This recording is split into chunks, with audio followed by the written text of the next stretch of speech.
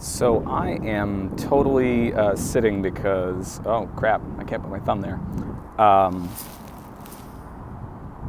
Yeah, I'm sitting. I'm supposed to be walking because I need to walk. I need some exercise. We all know that. Or maybe you don't know that, but I know that. I'm also supposed to be reading.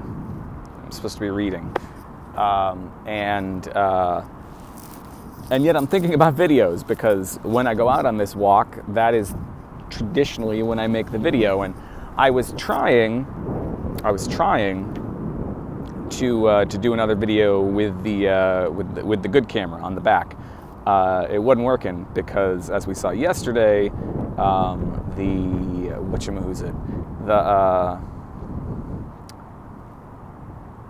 exposure, I think, was all screwed up. It was great for the opening shot, and then screwed up for the rest. So I don't know. I have a lot to learn about video making, filmmaking, all of that. I've been looking at all sorts of equipment, but the one thing that I have not yet found, sorry, that hurts. The one thing I've not yet found is because I don't want to buy a fancy dancy camera. I got this phone here. This is my movie making machine, and I'm good with that. And that's the plan, Stan. But I would love to be able to use the higher quality camera. The problem is I can't see myself. So you see a lot of these people with these fancy camera rigs and stuff like that, and they've got a monitor that's either attached to the camera that comes out on the side, or they've got a separate monitor sort of attached. I would like to be able to see myself but use the better camera. That's all. I would also like to be able to, if I have to use this camera, and I'm using it in Filmic Pro right now, and when I held up the book, I reminded myself that Filmic Pro and all video apps, except for Apple's built-in camera, just leave it in its unflipped state. But Apple's camera will flip your, I don't know if it's a setting, I can't remember. But Apple's camera will flip your selfies the right way around so that when I show you the book, you can actually read what it says. At any rate, so I need to read 3 stories in here for tomorrow for my class. I'm still sort of recovering from the funeral for my uncle, from doing a show for the last 3 weeks, and then of course all the rehearsals before that.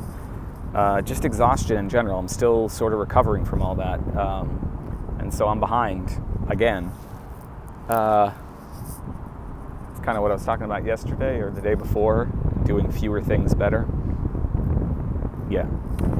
So there's part of me that says, well, Chris, trying to read a book while walking along this river is probably not a good plan. You're probably going to fall into the river or step in some geese shit. Maybe you should just sit here on the bench and read. But then I think, well, if I do that, I don't get my exercise. If I don't get my exercise, I'm going to die. But if I don't read, which is one of my favorite things to do, if I don't write, if I don't make things, is life worth living? Wow, that got really deep. It's a constant struggle for me, because I want to be healthy. I want to be healthy in the way that society tells me I need to be healthy. I want to get rid of you can kind of hear that, the gut that I've got, a little bit of double chin action I've got going on there. I want to get rid of all that. I want to be healthy, the picture of manliness and healthiness. But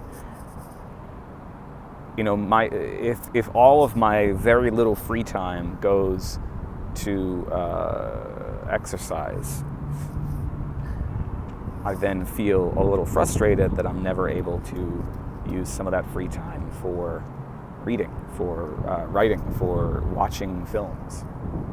I don't know, I'm just all, as I said the other day, one of my favorite words, discombobulated. I'm discombobulated. But It'll get better. That's what my wife says. I tend to believe her.